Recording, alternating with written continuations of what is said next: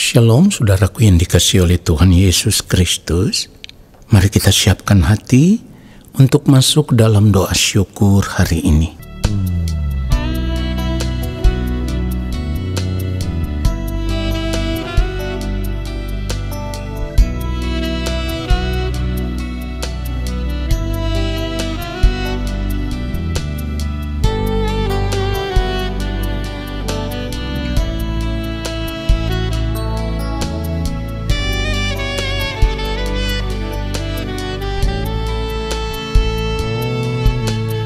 Ku mau hidup kudus seperti Yesus, menjadi sempurna seperti yang Bapa inginkan.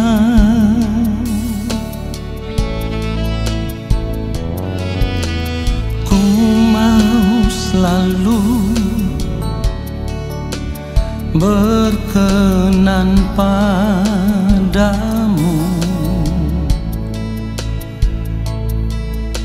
hidup mengenakan pikiran dan perasaan Kristus,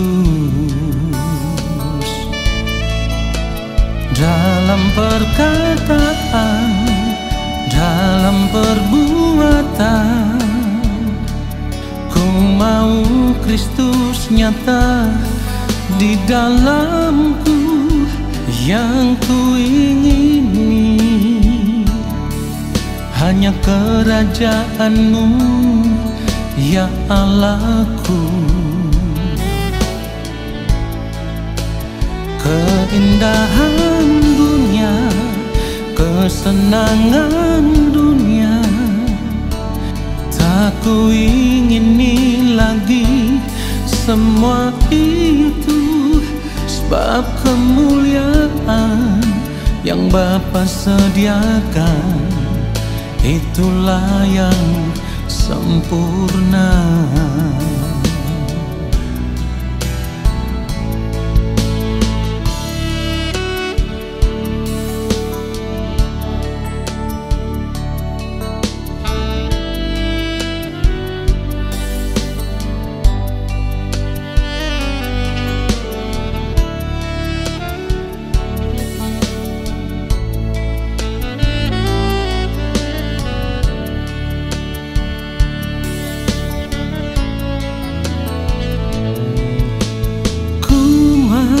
Selalu berkenan padamu,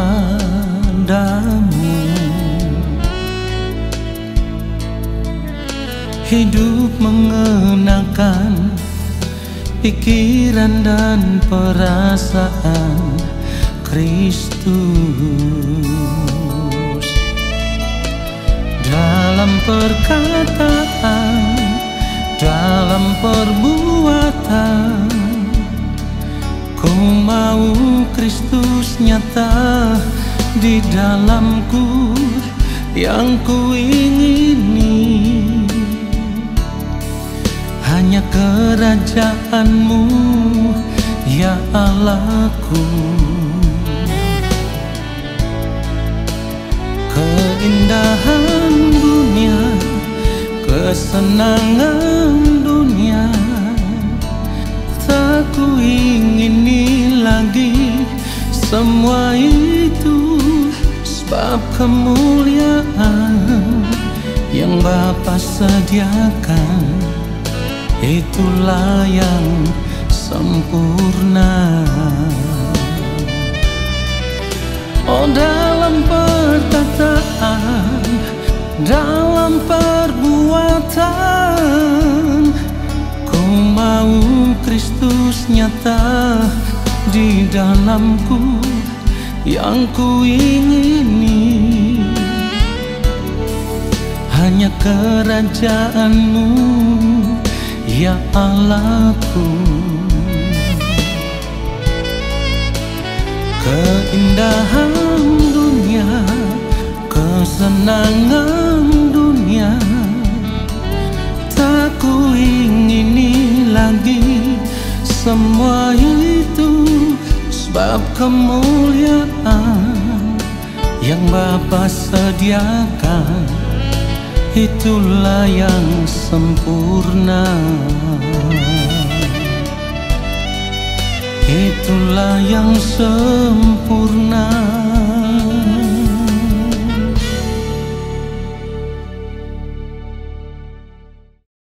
Mari kita berdoa. Allah Bapa yang Maha Kudus, kembali saat ini kami ada di hadapan-Mu ya Allah. Kami mau duduk diam di dalam hadirat-Mu. Kami mau menanti-nantikan Engkau berbicara bagi kami, menyampaikan isi hati-Mu kepada kami lewat setiap kebenaran firman yang akan kami dengar. Roh Kudus Tuhan mengurapi kami, memberikan kepada kami hikmat pengertian, supaya apa yang kami dengar boleh kami mengerti, lalu kami berjuang untuk hidup seturut dengan firman-Mu di sepanjang hari hidup kami. Di dalam nama Tuhan Yesus Kristus, kami berdoa dan kami siapkan hati untuk menerima firman Tuhan saat ini. Amin. Saudara yang dikasihi oleh Tuhan Yesus Kristus, sebagai orang percaya kita tahu benar segenap hidup kita ini adalah milik Tuhan. Karena firman Tuhan berkata, seperti yang ditulis di dalam 1 Korintus 6 ayat 20, sebab kamu telah dibeli dan harganya telah lunas dibayar. Karena itu muliakanlah Allah dengan tubuhmu. Jadi seharusnya kita sadar bahwa segenap hidup kita ini telah menjadi milik Tuhan. Kalau segenap hidup kita ini telah menjadi milik Tuhan, itu berarti kita sudah tidak berhak lagi mempergunakan hidup kita untuk melakukan segala sesuatu yang tidak sesuai dengan kehendak Tuhan. Seringkali saya suka memakai istilah ini, saudaraku. Kita sudah tidak boleh lagi mencuri sebagian hidup kita untuk mempergunakannya, menikmati kesenangan hidup yang masih ingin kita nikmati.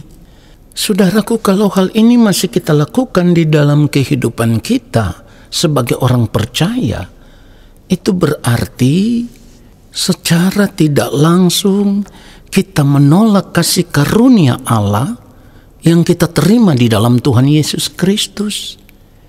Sebab kalau firman Tuhan berkata kamu sudah dibeli, dibelinya itu, saudaraku, bukan dengan uang, bukan. Saudaraku, kata dibeli di sini menunjuk kepada penebusan kita di dalam Tuhan Yesus Kristus. Dan seperti yang firman Tuhan katakan, kita ditebus dari cara hidup yang sia-sia yang kita warisi dari nenek moyang kita. Dan penebusan itu dibayar dengan harga yang sangat mahal, saudaraku. Di dalam 1 Petrus 1 ayat 18, ayat 19, firman Tuhan katakan begini, sebab kamu tahu bahwa kamu telah ditebus dari cara hidupmu yang sia-sia, yang kamu warisi dari nenek moyangmu itu, bukan dengan barang yang fana, bukan pula dengan perak atau emas. Ayat 19 dikatakan, melainkan dengan darah yang mahal, yaitu darah Kristus, yang sama seperti darah anak domba yang tak bernoda dan tak bercacat. Saudara, perhatikan itu. Ini harga penebusan kita. Dibeli dengan harga yang lunas dibayar, itu maksudnya kita ditebus dengan darah yang mulia Tuhan Yesus Kristus di atas kayu salib. Penebusan kita di dalam Tuhan Yesus Kristus inilah yang membuat kita direbut kembali dari tangan kuasa kegelapan, sehingga kita bisa kembali menjadi milik Allah Bapa di sorga. Kenapa saya katakan kita direbut kembali dari tangan kuasa kegelapan? Kita harus ingat kepada kejadian di mana manusia pertama jatuh di dalam dosa, di mana saat itu iblislah yang menggoda manusia untuk melanggar perintah Allah. Dan pada akhirnya manusia lebih menuruti perkataan iblis, yang artinya manusia memilih untuk melanggar perintah Allah demi untuk menikmati apa yang ditawarkan oleh iblis saat itu. Pada akhirnya manusia jatuh ke dalam dosa, dan seperti yang firman Tuhan katakan, upah dosa ialah maut.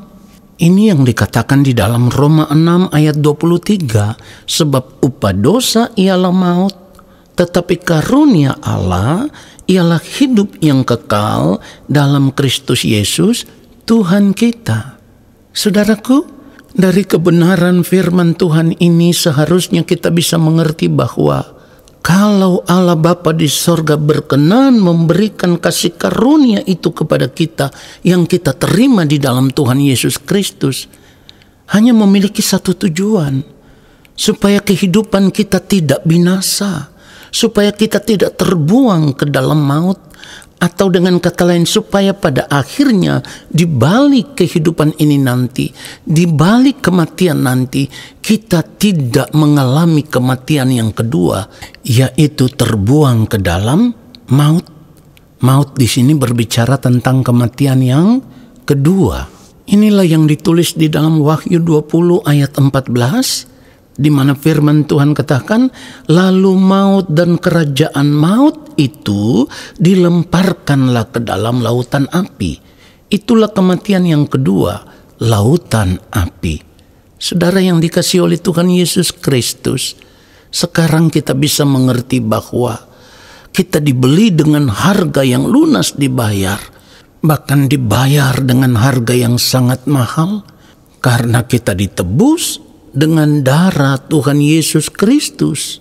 Dan kita harus sadar dan benar-benar sadar, penebusan ini hanya memiliki satu tujuan, yaitu keselamatan hidup kita di kekekalan. Allah Bapa di sorga menyatakan kasih-Nya kepada kita, supaya kita tidak binasa di kekekalan nanti. Lalu kalau saat ini kita masih mempergunakan hidup kita untuk menikmati dunia ini, padahal kita tahu ketika kita dibeli dengan harga yang lunas dibayar, seharusnya segenap hidup kita pergunakan untuk memuliakan Allah Bapa di sorga. Jadi kalau kita tidak mempergunakan segenap hidup kita untuk memuliakan Allah, maka hal itu sama dengan kita menolak kasih karunia Allah. Hal itu sama dengan kita menarik diri dari keselamatan yang kita terima di dalam Tuhan Yesus Kristus. Dan lebih tragis lagi, kalau kita tidak mempergunakan segenap hidup kita untuk memuliakan Allah selama kita hidup di dunia ini, sebaliknya kita mempergunakan hidup kita hanya untuk menikmati dunia ini dengan segala kesenangannya, itu berarti kita sendirilah yang menggiring kehidupan kita untuk berjalan menuju kebinasaan kekal. Saudara yang dikasihi oleh Tuhan Yesus Kristus, orang percaya yang sadar benar segenap hidupnya telah menjadi milik Allah. Di dalam hari-hari hidupnya, ia akan memilih untuk hidup melekat dengan Allah, untuk hidup terikat dengan Allah, untuk hidup hanya melakukan kehendak Allah. Cara hidup seperti inilah yang harus kita kenakan di dalam kehidupan kita.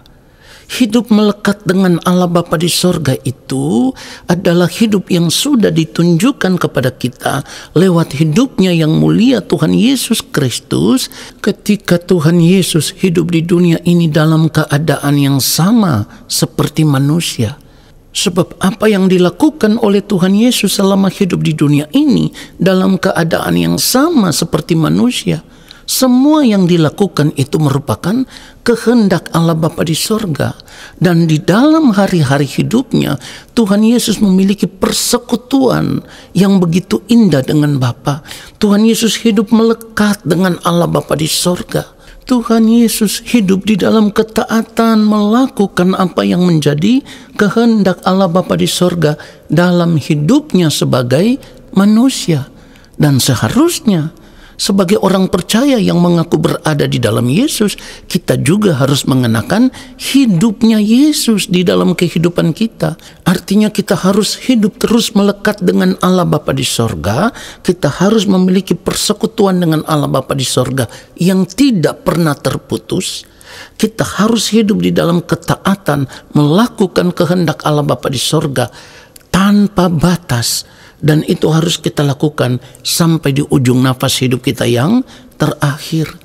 Mari kita lihat model hidup atau cara hidup atau gaya hidup yang ditunjukkan oleh Tuhan Yesus.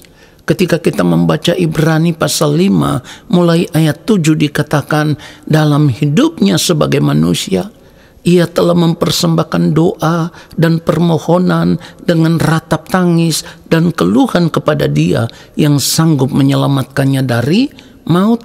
Dan karena kesalehannya ia telah didengarkan. Perhatikan ayat 8. Dan sekalipun ia adalah anak, ia telah belajar menjadi taat. Saya ulang sekali lagi. Dan sekalipun ia adalah anak, ia telah belajar menjadi taat dari apa yang telah dideritanya. Saudara perhatikan itu. Lalu mari kita lihat buah dari ketaatan itu. Di dalam ayat yang ke-9 dikatakan, dan sesudah ia mencapai kesempurnaannya, ia menjadi pokok keselamatan yang abadi bagi semua orang yang taat kepadanya. Saudara perhatikan itu. Ketaatan yang mulia Tuhan Yesus Kristus dalam keadaannya sebagai manusia adalah ketaatan tanpa batas. Dan ketaatan seperti itulah yang juga harus kita kenakan dalam kehidupan kita sebagai orang percaya atau sebagai orang Kristen. Ingat, sudah berulang kali saya katakan, Kristen itu artinya sama seperti Kristus. Artinya kita tidak punya pilihan lain sebagai orang percaya. Kita wajib hidup mengenakan hidupnya Yesus. Apa itu? Terus melekat dengan Allah Bapa di sorga, memiliki persekutuan dengan Allah Bapa di sorga, taat melakukan kehendak Allah Bapa di sorga sampai di ujung nafas hidup kita yang terakhir. Ketika kita hidup dalam ketaatan penuh melakukan kehendak Allah Bapa di sorga, maka hati kita sudah tidak lagi terikat dengan dunia ini, tetapi kita mau supaya setiap saat kehidupan kita melekat dengan Allah Bapa di sorga, karena kita mencintai kehidupan yang kekal. Kita menghargai kasih karunia Allah yang kita terima di dalam Tuhan Yesus Kristus. Biarlah kebenaran firman Tuhan ini menyadarkan kita semua. Amin. Mari kita berdoa. Allah Bapa yang Maha Kudus, kami bersyukur untuk kebenaran firman-Mu. Kami sungguh disadarkan. Kami sudah tidak boleh lagi mempergunakan kehidupan kami untuk menikmati hidup dunia ini. Tetapi kami mau memilih saat ini ya Bapa, untuk hidup di dalam ketaatan penuh, sama seperti Kristus taat. Kami mau taat melakukan kehendak-Mu. Lalu di sepanjang hari hidup kami mau menjaga kehidupan kami supaya tetap berkenan di hadapan Bapa di sorga. Terima kasih Bapa yang Maha Mulia untuk firman-Mu. Lalu saat ini kami mengangkat tangan di hadapan Bapa di sorga. Kami percaya Engkau akan menurunkan tangan dan memberkati hidup kami. Turunlah atas kehidupan kami segala berkat kasih karunia daripada Allah Bapa di sorga. Rahmat cinta kasih yang berlimpah-limpah dari Tuhan Yesus Kristus di dalam persekutuan yang manis dengan Roh Allah yang kudus menyertai langkah hidup kami dan memberkati kami sekarang dan sampai selama-lamanya. Amin. Saudaraku, terima kasih sudah mengikuti doa syukur hari ini. Sampai jumpa dalam doa syukur besok hari. Tuhan Yesus memberkati kita semua. Shalom.